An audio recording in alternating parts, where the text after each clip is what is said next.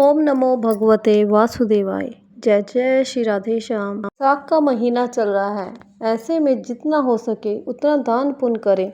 सर्वप्रथम गणपति जी महाराज को, अपने गुरु महाराज को प्रणाम करके हम 9वां अध्याय आरंभ करेंगे। तो चलिए आरंभ करते हैं। वक्रतुंड महाकाय सूर्यकोटि संप्रभ निर्विघ्नं कुरु मे देव सर्वकार्येषु सर्वदा। जय गणपति महाराज की जय। गुरु ब्रह्मा गुरु विष्णु गुरुदेव महेश्वराय। गुरु साक्षात पर ब्रह्मा तस्मै श्री गुरु में नमः। जय गुरु महाराज की जय। 9वां अध्याय आरंभ करते हैं। तदंतर मैथिल ने कहा, हे ब्राह्मण, जल दान न करने से इक्ष्वाकु वंशधर राजा का 3 जन्म चातक होना और मेरे घर में गृह गोधी बनना ठीक ही हुआ, क्योंकि साधु महात्माओं की सेवा न करने से गिद्ध की योनि पाई। परंतु आपने जो ये कहा कि उसे 7 जन्म तक कुत्ते की योनि मिली, ये बात मुझे बहुत अनुचित प्रतीत होती है कि उसे बिना कारण ही कुत्ते की कुयोनि क्यों मिली। हे विप्रवर, मैं आपका प्यारा शिष्य हूँ, आप मेरे इस संशय को दूर कर दीजिए। राजा के प्रश्नों को सुन महायशस्वी श्रुतदेव धन्य धन्य कहकर कहने लगे, हे राजन, हे पाप रहित, जो तुमने पूछा है मैं उसका समाधान कहता हूँ। यही बात कैलाश के शिखर पर शिवजी ने पार्वती जी से कही थी। सब लोकों की रचना कर उनकी आमुष्मिक और ऐहिक 2 प्रकार की स्थिति बताई, जल सेवा, अन्न सेवा, औषधि सेवा। हे महाभगो, ये तीनों इस लोक की स्थिति के हेतु है। साधु सेवा, विष्णु सेवा और धर्म सेवा, ये तीनों परलोक की स्थिति के हेतु है। ऐहिक हेतुओं का करना तत्काल धन संपत्ति देता है। अप्रिय बातें कहना भी दुख का हेतु होता है। यहाँ एक पुराना इतिहास वर्णन करते हैं, जो ऐसा पाप नाशक और अद्भुत है जिसके सुनने से रोमांच हो जाते हैं। यज्ञ दीक्षा में उपगत दक्ष प्रजापति एक समय महादेव जी को बुलाने कैलाश पर गए।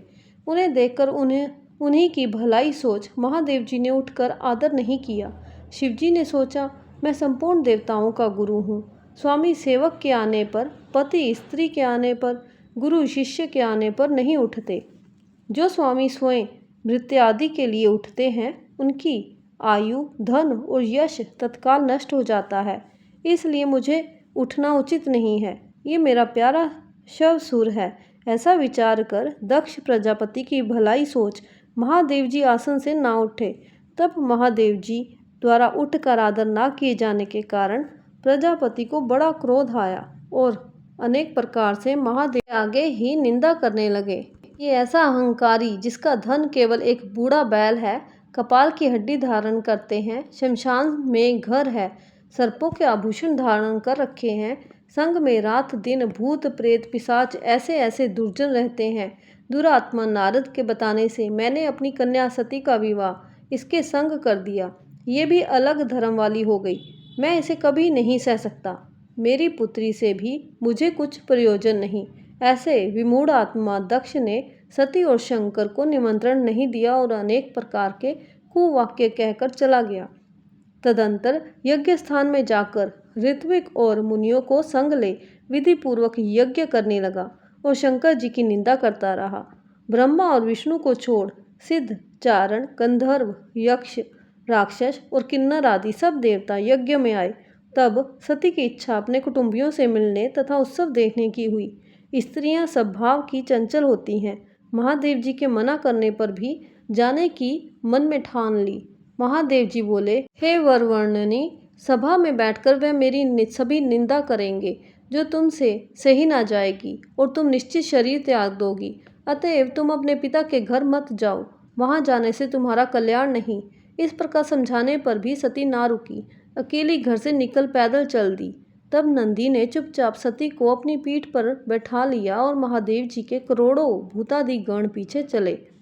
सती जी महलों में होती हुई किसी के ना बोलने पर उदास हो महादेव जी के बात याद कर कर यज्ञ मंडप में गई। वहां पर भी दक्ष प्रजापति और सभा के सब लोगों को अपनी तरफ देख किसी के ना बोलने पर सती जी वहां खड़ी होकर रुद्र की आहुति तक पिता की चेष्टा देखती रही।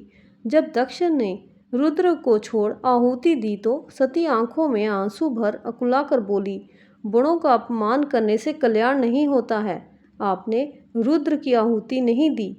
ये जितने ऋषि मुनि महात्मा इकट्ठे हैं, इन्होंने भी आपकी दुष्ट बुद्धि दूर नहीं की। विधाता इनके भी विमुख ज्ञात होता है। सती की ऐसे बातें कहने पर पूषा देवता मुख फाड़ हंसने लगा। शुक्राचार्य दाढ़ी और मूछ फड़फड़ाने लगे। बहुत से भुजा, पांव और कछाओं को फड़फड़ाने लगे और दक्ष निंदा करने लगा। उनकी बातों और पिता निंदा सुनने की प्रायश्चित करने के लिए क्रोध से लाल हो शरीर त्याग करने का विचार कर सबके देखते ही देखते सती होम की अग्नि में कूद पड़ी। सती के कूदते ही बड़ा हाहाकार मच गया। महादेव जी के गण भागकर शिवजी के पास पहुंचे और सब कथा कह सुनाई। शिवजी ने ये सुनते ही उठकर कालांतक के समान क्रोध से एक जटा उखाड़ पृथ्वी पर दे मारी, जिससे बड़ा बलवान महाकाय वीरभद्र उत्पन्न हुआ। उसके सहस्त्र भुजा थी और रूप यमराज के समान था। वह महादेव जी के सम्मुख हाथ जोड़ कहने लगा, क्या आज्ञा है। ये सुन रुद्र भगवान क्रोध करके अपने सम्मुख खड़े हुए वीरभद्र से बोले कि तुम बड़े बड़े बलवान भूत गणों को अपने साथ ले जाकर मेरे निंदक दक्ष का नाश कर दो, जिसके कारण मेरी प्रिया सती को शरीर त्यागना पड़ा है। महादेव जी की आज्ञा पाकर वे सभी यज्ञशाला में पहुंचे और देवता, असुर, मनुष्य आदि सब सुभंटों को मार गिराया। पूषा के दांत उखाड़ डाले तथा दुरात्मा भृगु की दाढ़ी मूछ उखाड़ डाली। जिसने जो जो अंग फड़काया था, उसकी वही अंग वीरभद्र ने उखाड़ फेंका और दक्ष के शरीर की रक्षा भृगु के मंत्र बल से करने के कारण बड़े उद्योग करने पर भी सिर न कटा। तब रुद्र ने स्वयं आकर उस दुरात्मा का सिर काटकर अलग कर दिया और यज्ञ में जो आए थे उनका संहार कर गणों सहित कैलाश को चले गए। मरने से जो बचे थे वह ब्रह्मा जी की शरण में गए। उनको संग ले ब्रह्मा जी कैलाश पर पहुंचे। महादेव जी का क्रोध शांत कर समझा बुझा कर उन्हें यज्ञशाला में ले गए और जो यज्ञ में मारे गए थे उन सबको जीवन दान कराया। सदाशिव ने दक्ष के धड़ पर बकरे का सिर रख दिया। उसकी उनकी प्रसन्नता के लिए बाँ बाँ बाँ किया जाता है।